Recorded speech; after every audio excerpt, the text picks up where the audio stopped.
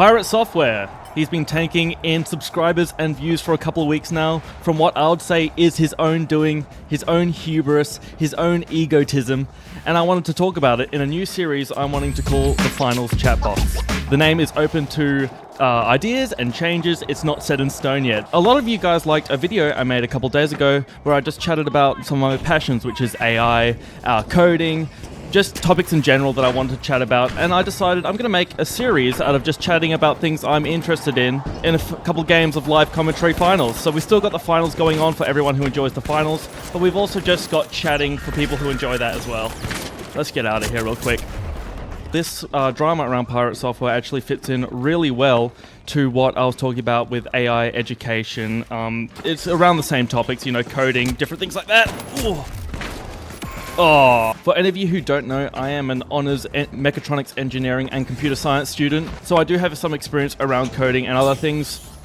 I'm going to tell you right now, I do not claim to be the best coder, the best engineer, the best anything. I'm not. I have so much to learn, and I try to learn on a daily basis. Let's see if we can get this guy. Oh my god, man, the model.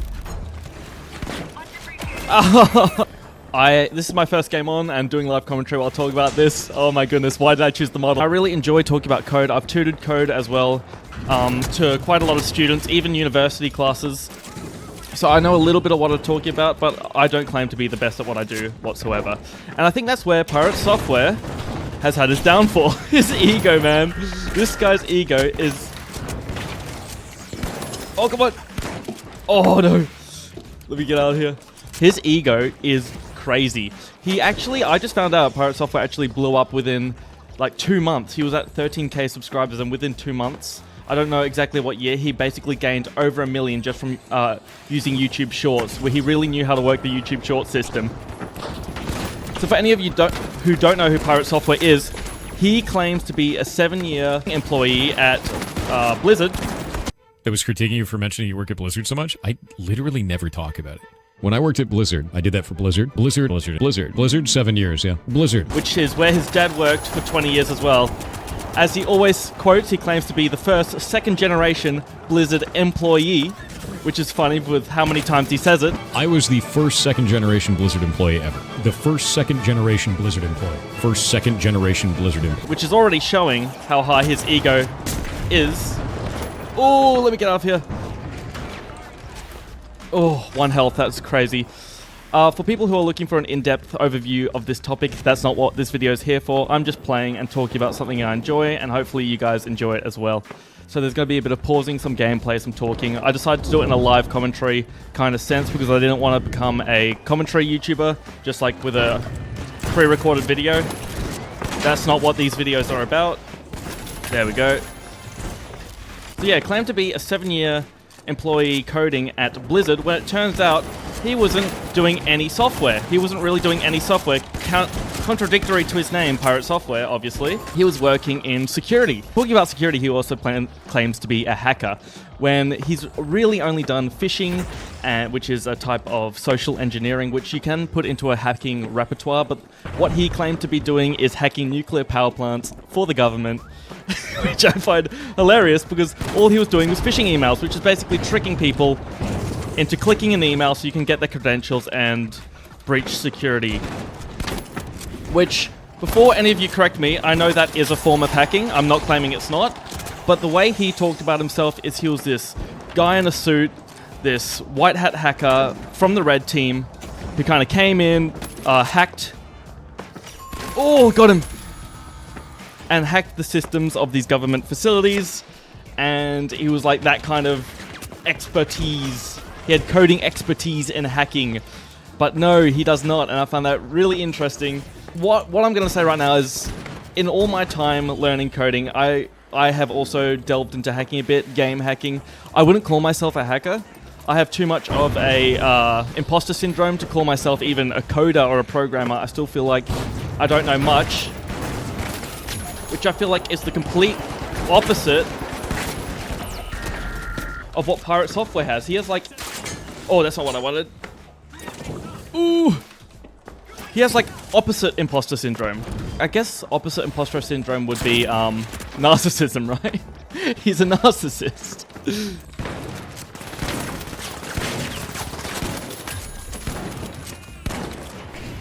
Alright.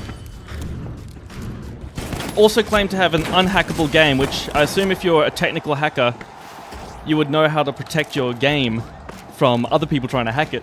But watching this video by Daily, I think his name is Daily Slop News Network or something, Slop News Network, I'll put him up on screen right now, covered the code and showed that when the code was decompiled, his anti-piracy script literally has a global variable that can be changed with memory augmentation.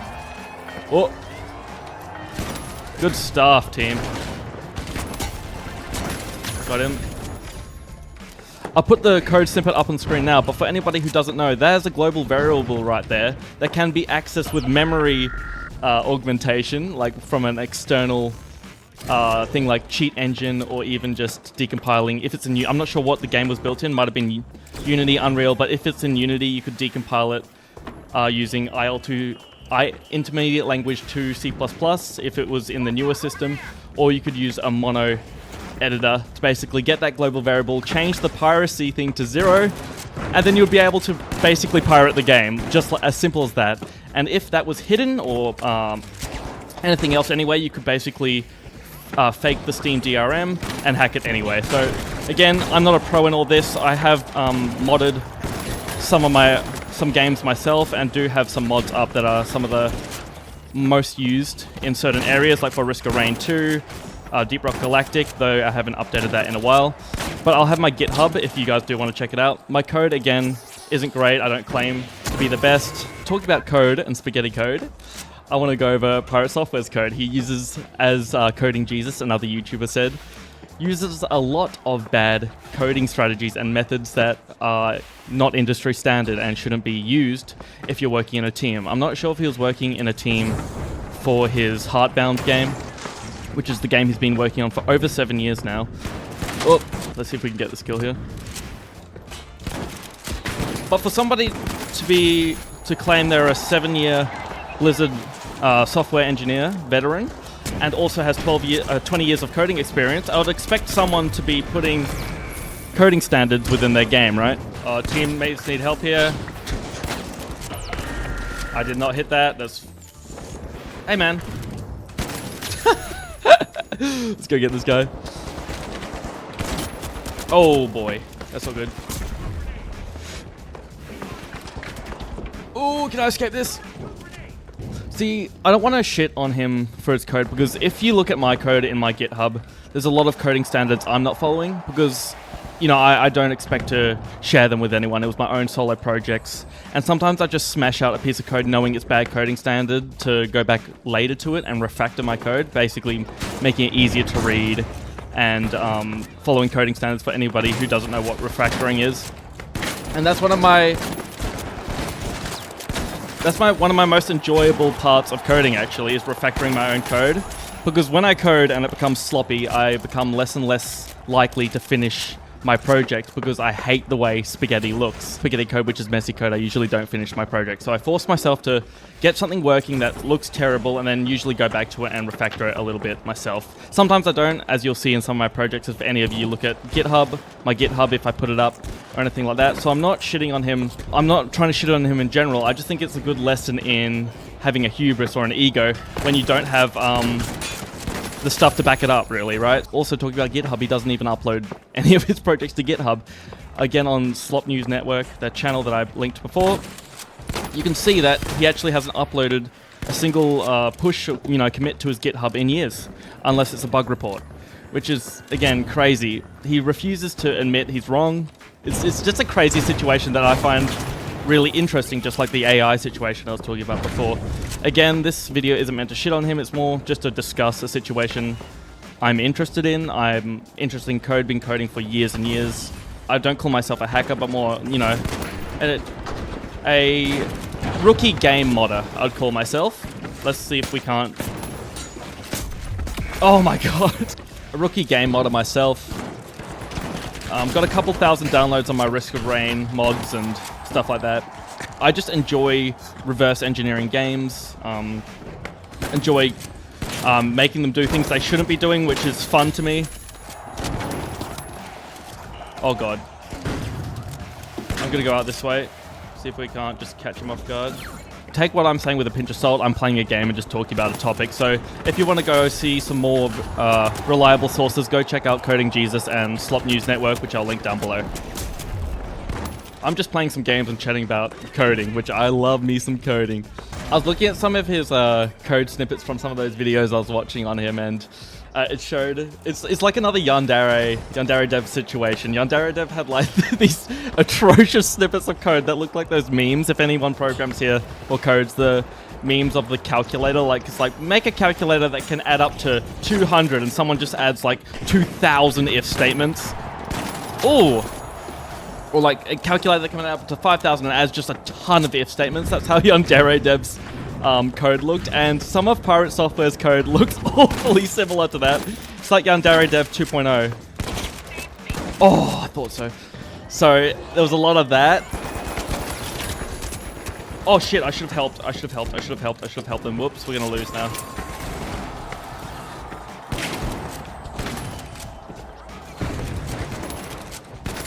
Got him.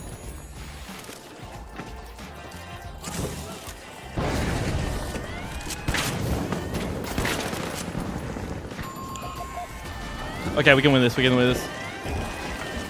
Yes. Lots of magic numbers in there. And when people pointed this out to him on his streams, he completely refused to acknowledge that his code was bad. And that just irks me. I hate people who have this ego about them and then can't accept they're wrong or admit they're wrong on something. And he just claims, oh, sometimes bad code is good code because I wanted them to go into the code themselves, decompile the code themselves, and find puzzles I put in it or some shit. I can't exactly remember, but oh my god.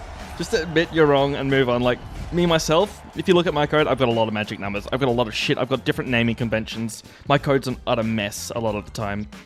But that's because I'm just doing it for my own projects and not claiming to be the best coder out there. I am not. I'm not. Anyway, that's it for me today.